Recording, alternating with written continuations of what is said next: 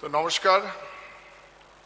All India Trinamool কংগ্রেসের পক্ষ থেকে আমাদের আজকে এই প্রেস কনফারেন্সে আমার তিনটে চারটে ছোট ছোট পয়েন্ট করার আছে, আর তারপর যদি আপনাদের কোনো প্রশ্ন থাকে আমি নিশ্চয়ই চেষ্টা করব, যেমন তৃণমূল কংগ্রেস প্রত্যেকবার চেষ্টা করে যে প্রেস কনফারেন্সে সংবাদ মাধ্যম আপনারা যারা আছেন তারা প্রশ্ন করেন এবং আমরা উত্তর দিই। এটা তো খুব সাধারণ ব্যাপার না, এটা কিন্তু এত সাধারণ ব্যাপার নয়।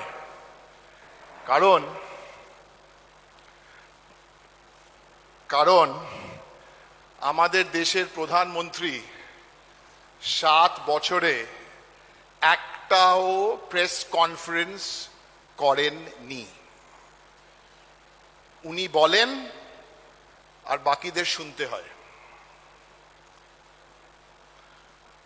প্রধানমন্ত্রীর চেয়ারকে, আমাদের প্রথম পয়েন্ট, প্রধানমন্ত্রীর চেয়ারকে প্রতি আমাদের সম্পূর্ণ শ্রদ্ধা করি, শ্রদ্ধা আছে, কিন্তু ঠকবাজদের প্রতি আমাদের কোনো শ্রদ্ধা নেই। ঠকবাজ, এই সেই ঠকবাজ যিনি বলেছিলেন নোটবন্দির ঠিক পর, এই নোটবন্দিটা মডার্ন ইন্ডিয়ান হিস্ট্রির একটা খুব ইম্পর্টেন্ট ইভেন্ট। কেন? 8 নভেম্বর 2016 সালে ঠিক 8:15 রাত্রির বেলায়, সন্ধ্যাবেলায় উনি একটা অ্যানাউন্সমেন্ট করেছেন, কি যে নোটবন্দি, ডিমনিটাইজেশন। তার 2 ঘন্টার মধ্যে বাংলার একজন মেয়ে 2 ঘন্টা পর মেসেজ দিয়েছে, withdraw this decision, এটাকে প্রত্যাহার করুন। 8 তারিখে কিন্তু কোনো আরো রাজনৈতিক দলও কিছু বলেনি। 16 তারিখের পর দুটো দল, শিবসেনা এবং ওমর আব্দুল্লাহর দল, আমাদের সাথে মমতাদির সাথে দিল্লিতে রাষ্ট্রপতি ভবন গেছে। তারপরে অনেক দল তারপরে এসছে, কংগ্রেস, সিপিএম, তারপরে সবাই। আপনাদের নিশ্চয় মনে আছে ঠকবাজ নোটবন্দির পর কি বলেছেন। ওই ভিডিও ক্লিপটা আপনাদের দেখাবো, 1 মিনিটের ভিডিও ক্লিপ, আপনারা প্লিজ দেখুন। भाइयों बहनों, मैंने सिर्फ देश से 50 दिन मांगे हैं, 50 दिन। 30 दिसंबर तक मुझे मौका दीजिए मेरे भाइयों बहनों। अगर 30 दिसंबर के बाद कोई मेरी कमी रह जाए, कोई मेरी गलती निकल जाए, कोई मेरा गलत इरादा निकल जाए, आप जिस चौराहे में मुझे खड़ा करेंगे मैं खड़ा होकर के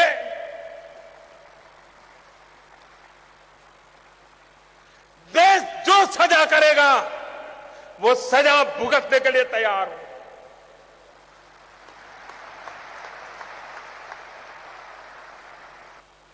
भाइयों बहनों, मैं ঠিক আছে, 50 দিনের মধ্যে সব সমস্যার সমাধান করে দেবেন। 50 দিন কি 5 বছর হতে চলল, তাই আমরা ওনাকে ঠকবাজ বলছি। আর আবার বলি যে প্রধানমন্ত্রীর চেয়ার প্রতি আমাদের সম্পূর্ণ শ্রদ্ধা আছে। তারপরে এখানে কি এসে বলেন, মোদি শাহ তৃণমূল করে স্ক্যাম আর ওরা করে স্কিম। আমার লিস্টে আজকে 30টা উদাহরণ আছে আমাদের স্কিম এবং ওদের স্ক্যাম। তা একটা উদাহরণ দিলাম, ওদের স্ক্যাম নোটবন্দি স্ক্যাম। কন্যাশ্রী আমাদের প্রায় 70 লাখ মেয়েরা সুবিধে পেয়েছে, 9,400 কোটি টাকা খরচা হয়েছে, আর ওদের স্ক্যাম বিজ্ঞাপন শুধু প্রায় 55% বেটি বাঁচাও স্কিমে শুধু বিজ্ঞাপনের জন্য খরচা হয়েছে। এটা হলো মমতা ব্যানার্জির স্কিম আর মোদি শাহর স্ক্যাম। আর এখানে এসে বড় বড় কথা বলছে। স্বাস্থ্যসাথী অনেকবার বুঝিয়েছি, স্বাস্থ্যসাথী স্কিম, আয়ুষ্মান ভারত স্ক্যাম। আর এই দুটো স্কিমে কিন্তু টুকলিবাজ করেছে। কন্যাশ্রী স্কিম আগে বেরিয়েছে, তারপরে বেটি বাঁচাও, স্বাস্থ্যসাথী আমাদের স্কিম আগে, সবার জন্য 10 কোটি, আর আয়ুষ্মান ভারত পরে এসছে, আর মাত্র 40%। চাকরির জন্য ঠকবাজ কি বলেছে? 1 কোটি চাকরি। এটা আমরা আগের অনেকবার বলেছি আমরা এখানে, যে প্যান্ডেমিকের সময় বাংলার আনএমপ্লয়মেন্ট কমেছে, ভারতবর্ষের আনএমপ্লয়মেন্ট বেড়েছে। আপনারা ভাবছেন যে তৃণমূল কংগ্রেস এই পয়েন্টগুলো প্রত্যেকবার সপ্তাহে একবার দুবার এগুলো কেন আমরা প্রত্যেকবার তুলছি? পার্থদা প্রেস কনফারেন্স করলে এমনি কয়েকটা পয়েন্ট বলে, সুব্রতদা প্রেস কনফারেন্স করলে এমনি কয়েক পয়েন্ট বলে, কাকলি, চন্দ্রিমা, শশী পাঁজা এই পয়েন্ট বলে। এই পয়েন্টগুলো বলা উচিত, কিন্তু কারণ এইগুলো ফ্যাক্টস, এইগুলো সত্যি। বিজেপি কি করে? হঠাৎ এটা পাকিস্তান নিয়ে কিছু বলতে চায়। মানরেগা, ওই ক্লিপটা আপনারা সবাই জানেন। প্রধানমন্ত্রী, দেশের প্রধানমন্ত্রী পার্লামেন্টে বলেছে ওটা গड्ढा করার স্কিম, गड्ढे करने के लिए वो स्कीम है, সব বলেছে। আর মানরেগা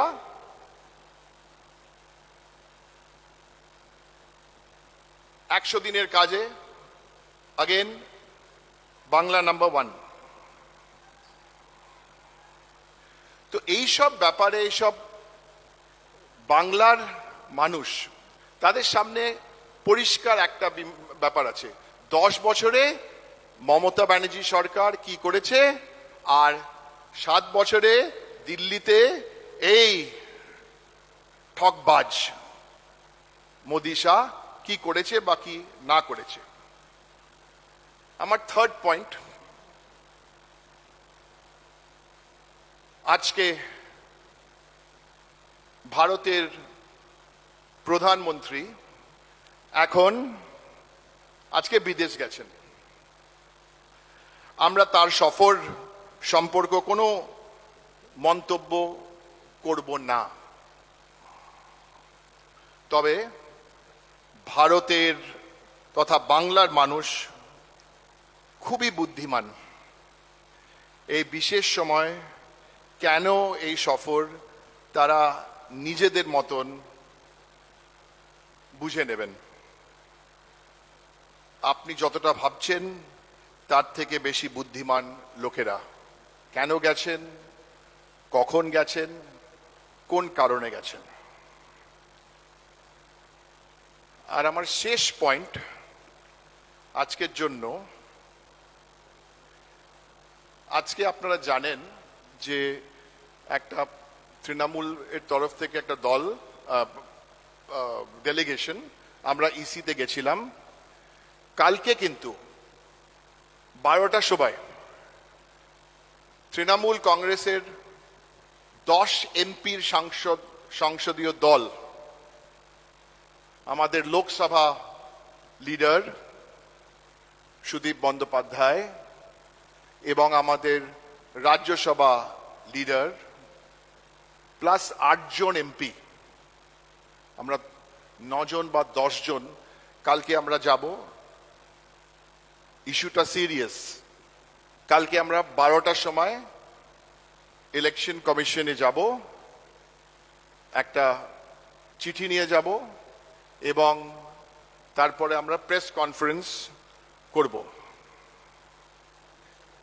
ইলেকশন কমিশন ইন ক্যালকাটা, এখানে আজকেও আমরা গেছি সেই প্রেস কনফারেন্স করেছি। কালকে যে যাব অ্যাটলিস্ট ইস্যুটা নিয়ে আপনারা যখন এসছেন আজকে, আমি তো এমনি বাংলায় প্রেস কনফারেন্স করি না, কারণ আমার থেকে অনেক সিনিয়ররা আছেন আর ভালো বাংলাও বলেন, আমার থেকে অনেক ভালো বাংলা বলেন, বাট কালকে হবে। আর কারণটা হবে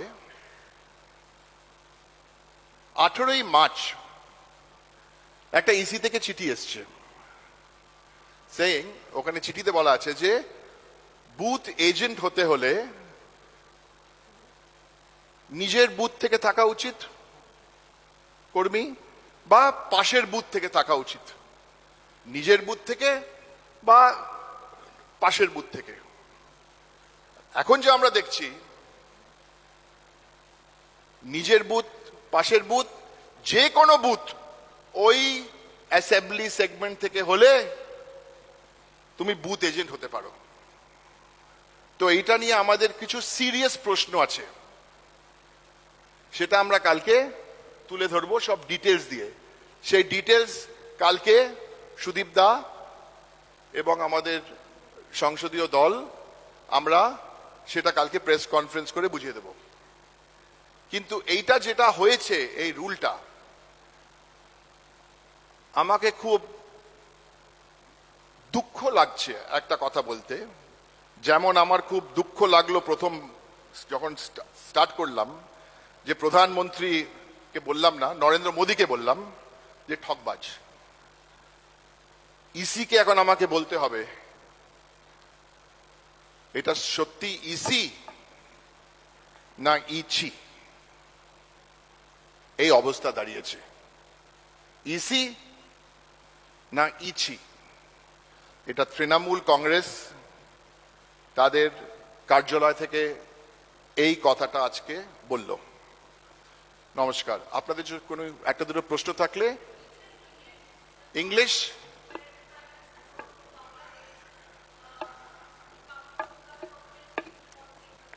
The Prime Minister went to Bangladesh. I do not, on behalf of the All India Trinamool Congress, want to make any comment because the Prime Minister is on foreign soil. But the people of India, and especially the people of Bengal, might question the timing of this visit. What was the purpose of this visit? Political parties don't need to question. The people are much clever than what you think they are. Yeah.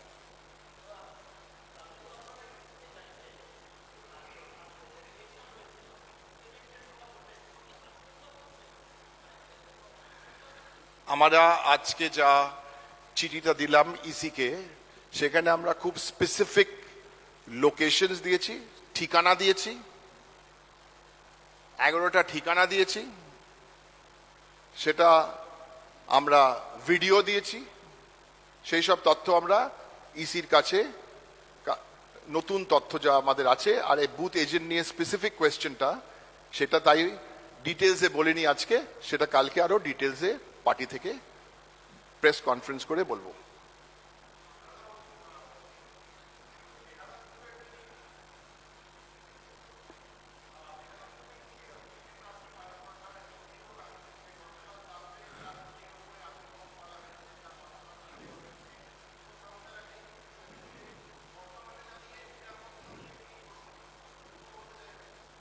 কে কোন প্রার্থী BJP কি বলেছে না বলেছে, সেটা এত কে অভিযোগ এনেছে না অভিযোগ এনেছে, যাক না। যদি প্রবলেম থাকে, why don't they go through the proper channel? Trinamool Congress, all India Trinamool কংগ্রেসের কে প্রার্থী করেছে না করেছে, কে রেগে গেছে। আমাদের একটা সময় স্কুলে কলেজে যখন পাড়ায় যখন ফুটবল ম্যাচ খেলতে যেতাম না, এক পাড়া থেকে আরেকটা পাড়া, আমরা ভাড়া প্লেয়ার নিয়ে যেতাম। একটা ভালো ব্যাটসম্যান, একটা ভালো গোলকিপার, এখানে কিছু ভাড়া প্লেয়ার আছে। তো ভাড়া প্লেয়ার নিলে এইসব প্রবলেম হয়। হ্যাঁ বলুন, আমার শুনতে হয়।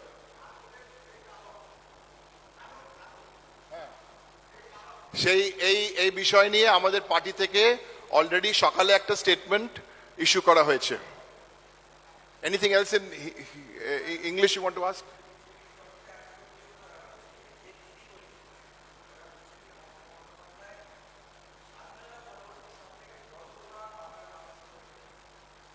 এটা কে বলেছে?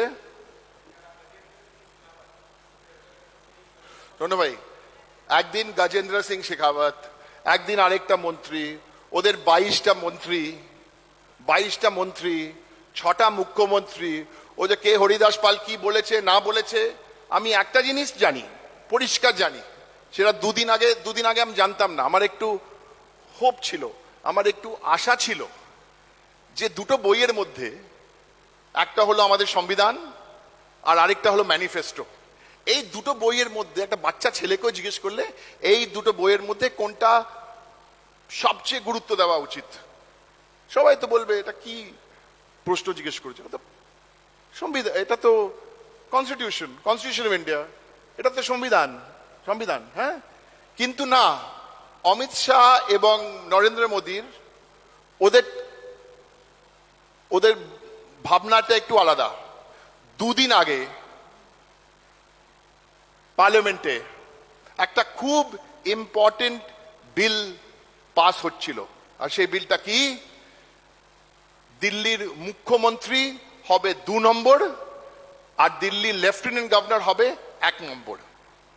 তো মমতা দি আমাদের পাঠিয়েছে, আমরা 8 জন সাংসদ দিল্লিতে গেছি, বিলটা বিরোধিতা করেছি। আর তা আমি দিদিকে ওই দিন জিজ্ঞেস করলাম আমরা কেন যাচ্ছি, সিং ম্যানিফেস্টো থাকুক, আগে সংবিধান বাঁচাও। আর এই বিলটা পাইলট কে করেছে? একটা মন্ত্রীকে তো পাইলট করতে হয়, সেটা হোম মিনিস্টার পাইলট করা উচিত, করেননি। উনি কোথায় ক্যাম্পেইন করছেন? Minister of state for home piloted that bill. পরিষ্কার যে বিজেপির ফার্স্ট প্রায়োরিটি ওদের manifesto, second priority Indian constitution. Trinamool Congress আমাদের মাথা পরিষ্কার, সংবিধান first. Done, thank you so much. হ্যাঁ, তুমি যদি আমাকে ইলেকশনের ব্যাপারে জিজ্ঞেস করো, অনেক বড় বড় কথা বলছে, তো আমিও নিজের মন থেকে একটা কথা বলি। যখন সব টুরিস্ট গ্যাং আসছে, এখন ওরা বলবে যে আরে ওব্রায়েনও তো বহিরাগত, জামিন লেনের ছেলে বাবু, বালিগঞ্জে বড় হয়েছে। এখানে কলকাতায় আমরা কি বলি, বাংলায় কি বলি? শর্মা এসো, আগরওয়াল এসো, ডেসুজা এসো, সাদিক এসো, ভট্টাচার্য এসো, কিন্তু ভোটের সময় যারা আছে তাদের আমরা বহিরাগত বলছি। লাস্ট আমি বলি, বিজেপি বড় বড় কথা বলেছে, আমি বলি বিজেপির সংখ্যা 100-র কাছাকাছি হবে, তৃণমূলের সংখ্যা 200-র কাছাকাছি হবে। কাছাকাছি মানে প্লাস মাইনাস। ফেব্রুয়ারি 2, এটা আপনারা সরি ফেব্রুয়ারি তো হয়ে গেল, মে 2 তারিখে আপনারা এটা ঠিক করে দিন। বড় বড় কথা বলা, BJP will be close to 100 maybe, Trinamool will be plus 200 maybe. Just coming here and making statements, শুধু ওই মাইন্ড গেম খেলা, কিছু না, মাইন্ড গেম না, কিছু মাইন্ড গেম খেলা না। আমরা একটা কয়েকদিন আগে স্টেটমেন্ট দিয়েছি, 3 দিন আগে, যেখানে তো ভিড় হচ্ছে না। অমিত শাহ এখানে 5 দিন এক্সট্রা বসে আছে কেন? মাইন্ড গেমস তৃণমূলের সাথে খেলো না। আর আমি আবার জিজ্ঞেস করছি, তোমাদের মুখ্যমন্ত্রীর ক্যান্ডিডেট কে? কে ক্যান্ডিডেট? তৃণমূল পরিষ্কার, কারোকে জিজ্ঞেস করতে হবে না। যে মুখ্যমন্ত্রীর রেটিং আমরা করছি না পোল, আমাদের ইন্টারনাল পোল আলাদা, বাইরের পোলে মুখ্যমন্ত্রী রেটিং দিচ্ছে 54-55%।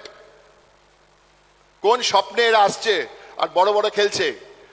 আর আড়াইটে ধান্দাবাজ, আমি রিপোর্টারদের ওপর কিছু বলছি না, no reporter no journalist, media ওনার 2:30 বা 3:30 दिल्ली থেকে পাঠিয়েছে हवा करने। बाबू, बांग्ला में हवा नहीं होता है, तुम्हारे पास हवा है, हमारे पास ममता है।